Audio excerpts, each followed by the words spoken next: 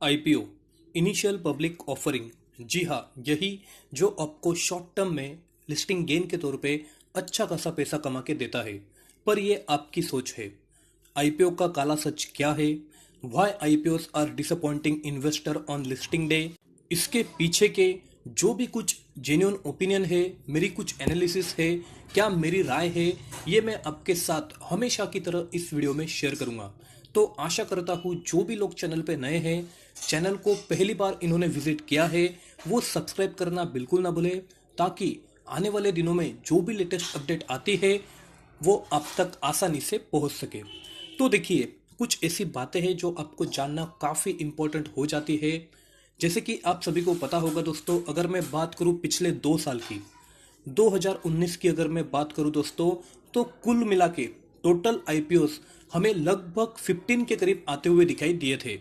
वही अगर मैं बात करूं 2020 की, तो वह भी हमें कुल मिला के 15 आईपीओ आते हुए दिखाई दिए थे। पर अगर हम बात करते हैं इस साल की 2021 की, तो जैसे कि आप सभी को पता होगा दोस्तों, इसी महीने की अगर मैं बात करूं तो देखिए, एमटीआर आईपीओ हो, इज ट्रिप आईपीओ हो, अनुपमा रसायन हो, क्राफ्ट्समैन ऑटोमेशन हो, लक्ष्मी ऑर्गेनिक हो, ऐसे कुछ बड़े आईपीओ हमें इसी महीने में मार्च, और कुल मिला के अभी तक की अगर मैं बात करूं तो 16 आईपीओ मार्केट में आ चुके हैं।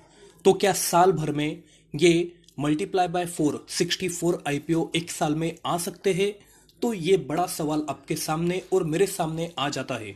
और इसी की वजह है दोस्तों, ये जो आईपीओ का मार्केट हो चुका है, कोरोना के बाद काफी नए इन्वेस्टर ने स्टॉक मार्केट में एंट्री ली है। और उनकी ऐसी सोच है, उन्हें ऐसा लगता है क्या आईपीओ में अगर हम निवेश कर देते हैं, अगर हमें आईपीओ लग जाता है, तो हमें लिस्टिंग गेन मिलना तय है। पर जैसे कि आप सभी को पता है दोस्तों, लिस्टिंग गेन ये मैं और आप जैसे इन्वेस्टर डिसाइड नहीं करते हैं, मार्केट के कुछ हालात डिसाइड करते हैं, कंपनी का मैनेजमेंट डिसाइड करता है, ओवर सब्सक्रिप्शन कितना हुआ है ये डिसाइड करता है।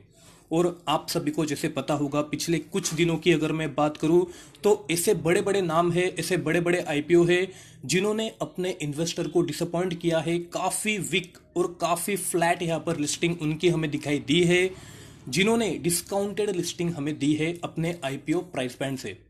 तो इसके पीछे की वजह क्या है, कुछ शॉर्ट एनालिसिस में आपके साथ शेयर करूंगा। उसके बाद मुझे क्या लगता है, आपको क्या करना चाहिए, क्या कहीं आप गलत डिसीजन ले रहे हैं, इस पर मैं मेरा जेन्युइन ओपिनियन शेयर करूंगा। सबसे पहले बात करेंगे एमटीआर टेक्नोलॉजी की। जैसे कि आप सभी को पता है, इसकी आईपीओ प्राइस लगभग 575 रुपीज की हमें दिखाई दी थी। 200% इसमें हमें ओवर सब्सक्रिप्शन दिखाई दिया था। करंट प्राइस की बात करूं तो 1000 रुपीज के करीब हमें दिखाई दे रही है। 90% प्रीमियम पे इसकी लिस्टिंग हमें दिखाई दी थी, जो काफी स्ट्रांग लिस्टिंग थी। इसके पीछे की वजह क्या थी, ये मैं आपको वीडियो के साथ एंड में बता दूंगा। उसके बाद मैं आपसे बात करता हूँ इजी ट्रिप की। जैसे कि आप सभी को पता है, 187 पर शेयर इसका प्राइस बैंड हमें दिखाई दिया था। सब्सक्रिप्शन की बात करूं तो 160% ये आईपीओ ओवर सब्सक्राइब हुआ था। पर अगर मैं बात करूं इसके लिस्टिंग की, तो मात्र 13.5% का प्रीमियम इसने अपने लिस्टिंग डे पे दिया था। और आज की बात करूं तो 20% का अपर सर्किट इस आईपीओ में लग चुका है। बात करूं दोस्तों अनुपमा रसायन की, तो 555 पर शेयर इन्होंने प्राइस बैंड तय किया था।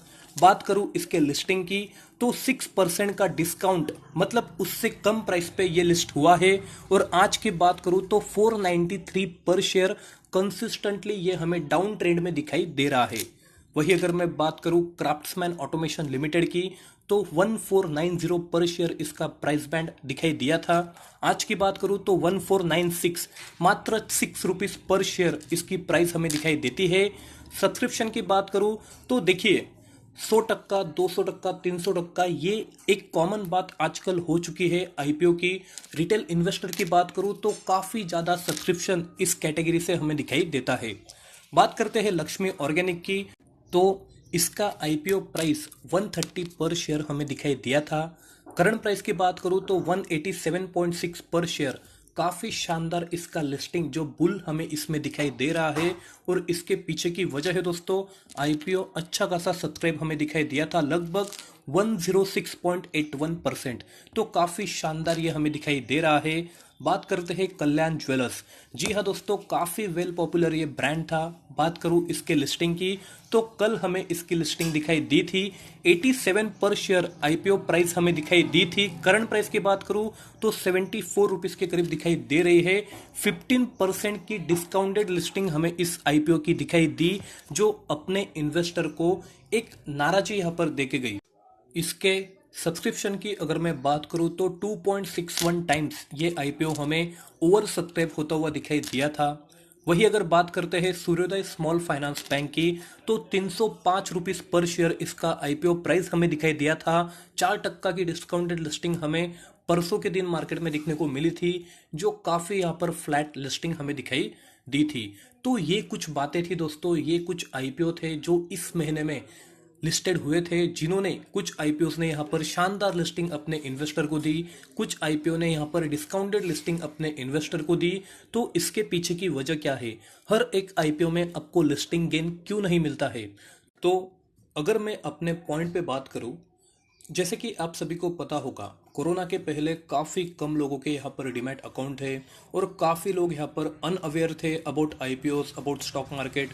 पर जैसे कोरोना आता है, इतने सारे लोगों ने यहाँ पर नए डीमैट अकाउंट ओपन किए हैं, इतने ज़्यादा लोग यहाँ पर नए इन्वेस्टर आए हैं और उनकी ऐसी सोच है, जो भी आईपीओ आता है वो अपने को लिस्टिंग गेन देके जाता है। तो इसी वजह से देखिए, कोरोना के पहले कोई भी आईपीओ अगर मार्केट में आता था तो 100% मतलब वन टाइम ओवर सब्सक्राइब होता था और उसे हम बोलते थे ओवर सब्सक्राइब कोई आईपीओ हो रहा है। पर अगर मैं आज की बात करूं तो कोई भी किसी भी कंपनी का आईपीओ मार्केट में आता है और वो 100% मतलब वन टाइम ओवर सब्सक्राइब होना, इसे हम नहीं बोल सकते। ये एक नॉर्मल सब्सक्रिप्शन हमें दिखने को मिल रहा है। मैं अगर बात करूं ओवर सब्सक्रिप्शन की तो 100 टाइम्स मतलब 100 मल्टीप्लाई बाय 100%, इतना ज़्यादा ओवर सब्सक्रिप्शन हमें इसमें दिखाई दे रहा है।